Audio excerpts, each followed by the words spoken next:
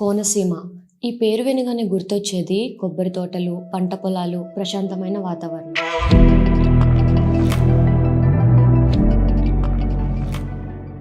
కానీ ఈరోజు అదే కోనసీమ గ్యాస్ మంటలతో మండిపోతుంది. మల్కీపురం మండలం ఇరుసుమండలో oil and natural gas well నుంచి జనవరి 5 ఆఫ్టర్నూన్ నుండి పెద్ద ఎత్తున మంటలు వస్తున్నాయి. ఇది మొదటిసారా అంటే కాదు, అలానే ఇదే చివరిసారా అది కూడా తెలీదు. కానీ ఒక్కటి మాత్రం క్లియర్ గా చెప్పొచ్చు, ఇది యాక్సిడెంట్ కాదు, సిస్టమ్ ఫెయిల్యూర్. ఇదంతా ఓఎన్జీసీ అండర్లో ఉందని మనందరికీ తెలుసు. కానీ ground level operations like drilling, repair ఇవన్నీ ఓఎన్జీసీ స్టాఫ్ డైరెక్ట్ గా చేయరు. ఈ పనులు కాంట్రాక్ట్ బేసిస్ మీద ప్రైవేట్ కంపెనీస్ కి ఇస్తారు. ప్రెసెంట్ ఇరుసుమండ బావిలో రిపేర్, వర్క్ ఓవర్ పనులు చేస్తున్న కంపెనీ డీప్ ఇండస్ట్రీస్ లిమిటెడ్. అంటే రెస్పాన్సిబిలిటీ చైన్ లో ఓఎన్జీసీతో పాటు ప్రైవేట్ కంపెనీ కూడా ఉంది. ఈ వెల్ గతంలో ప్రొడక్షన్ లో ఉన్నప్పటికీ అవుట్పుట్ తగ్గడంతో రిపేర్ అండ్ మెయింటెనెన్స్ కోసం ఓఎన్జీసీ ఈ కంపెనీకి కాంట్రాక్ట్ ఇచ్చింది. కొన్ని రోజుల నుంచి రిగ్ సెటప్ చేసి ఆపరేషన్స్ చేస్తుండగా సడన్ గా ఫైర్ బ్రేక్అవుట్ అయింది. ఇదేం ఫస్ట్ టైం కాదు. 2 గోదావరి జిల్లాల్లో ఇలాంటి ఇన్సిడెంట్స్ దశాబ్దాలుగా జరుగుతూనే ఉన్నాయి. ఆయిల్ అండ్ గ్యాస్ ఎక్స్ప్లోరేషన్ పేరుతో ల్యాండ్స్ అక్వైర్ చేయడం, వెల్స్ డ్రిల్ చేయడం, తర్వాత సేఫ్టీ ఇగ్నోర్ చేయడం, ఇదంతా రిపీటెడ్ ప్యాటర్న్ అయిపోయింది. ఇప్పటి వరకు జరిగిన ఇన్సిడెంట్ చూస్తే 1993 మార్చ్ 20న రాజోల్ మండలం తూర్పుపాలెంలో కొమరాడ 1 డ్రిల్లింగ్ సైట్ వద్ద బ్లోఅవుట్ జరిగింది. మంటలు చెలరేగి వేల కొబ్బరి చెట్లు కాలిపోయాయి. ఆ బావిని మూసేయడానికి 26 రోజులు పట్టింది. అంటే ఆ గ్రామ ప్రజలు 26 రోజులు ఎన్ని ఇబ్బందులు పడి ఉంటారు. 1995 జనవరి 8న అల్లవరం మండలం దేవర్లంక పాసర్లపూడి 19 వెల్లో డ్రిల్లింగ్ టైంలో మరో బ్లోఅవుట్. ఈసారి మంటలు 65 రోజులు కొనసాగాయి. చివరికి బ్లోఅవుట్ ప్రివెంటర్ అనే ఎమర్జెన్సీ సేఫ్టీ ఎక్విప్మెంట్ మూసేయడంతో సిచ్యువేషన్ కంట్రోల్లోకి వచ్చింది. అసలు అదే బిఓపి ముందే పనిచేస్తుంటే 65 రోజుల పాటు మంటలే ఉండవు కదా. 1997 ఫిబ్రవరి 19న రావులపాలెం సమీపంలోని దేవరపల్లిలో మరో గ్యాస్ బ్లోఅవుట్. 6 రోజుల తర్వాత మంటలు అదుపులోకి వచ్చాయి. అంటే ప్రతి ఇన్సిడెంట్ ఒకే ప్యాటర్న్. డ్రిల్లింగ్ లేదా రిపేర్ టైంలో ప్రెషర్ కంట్రోల్ తప్పిపోవడం, తర్వాత రోజుల తరబడి మంటలు. 2014 జూన్ 27న మామిడికుదురు మండలంలో గెయిల్కి చెందిన ట్రంక్ పైప్ లైన్ పేలుడు జరిగింది. ఇది డ్రిల్లింగ్ వెల్ కాదు, కానీ గ్యాస్ని ట్రాన్స్పోర్ట్ చేసే ఒక పైప్ లైన్. ఈ ఇన్సిడెంట్లో 22 మంది చనిపోయారు, 18 మందికి సివియర్ ఇంజరీస్ అయ్యాయి. ఈ ఇన్సిడెంట్ తర్వాత కూడా సిస్టంలో no change.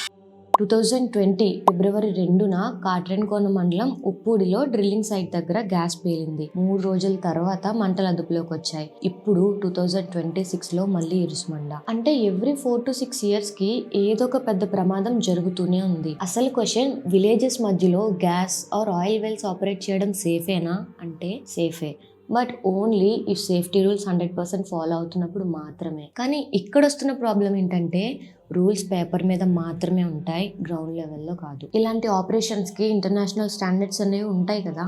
First and most important safety buffer zone.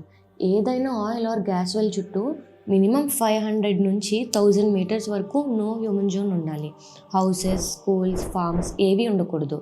కానీ కోనసీమలో రియాలిటీ ఏంటి? కోకోనట్ ఫార్మ్స్ వెల్స్కి చాలా క్లోజ్గా ఉన్నాయి. హౌసెస్ జస్ట్ ఫ్యూ 100 మీటర్స్లోనే ఉన్నాయి. దీన్ని ప్లానింగ్ ఫెయిల్యూర్ అనడం కంటే కూడా తెలిసి కూడా రిస్క్ ఇగ్నోర్ చేయడం అనొచ్చు. ఎవ్రీ టైం రిపేర్ ఆపరేషన్కి ముందు ఫ్రెష్ రిస్క్ అసెస్మెంట్ చేయాలి. అండర్ గ్రౌండ్ గ్యాస్ ప్రెషర్ ఎలా ఉంది, సాయిల్ స్ట్రెంగ్త్ ఎంత ఉంది, లీకేజ్ ప్రాబబిలిటీ, ఇవన్నీ రియల్ టైం డేటాలో క్యాలిక్యులేట్ చేయాలి. ఓల్డ్ రిపోర్ట్స్ రీయూజ్ చేయడం చాలా డేంజరస్. కానీ రిపీటెడ్ ఇన్సిడెంట్స్ చూస్తే నిజంగానే రిస్క్ అసెస్మెంట్ చేస్తున్నారా అన్న డౌట్ వస్తుంది. Same well, same region, same type of accidents. అంటే అసెస్మెంట్స్ అవుట్డేటెడా లేదా పైన అసెస్ చేసి మేనేజ్ చేస్తున్నారా? ఇక్కడ మోస్ట్ క్రిటికల్ ఎక్విప్మెంట్ గురించి మాట్లాడాలి. అదే బ్లోఅవుట్ ప్రివెంటర్. ఇది గ్యాస్ సడన్గా హై ప్రెషర్తో బయటకు వస్తే ఆటోమేటిక్గా వెల్ని సీల్ చేయాల్సిన సేఫ్టీ డివైస్.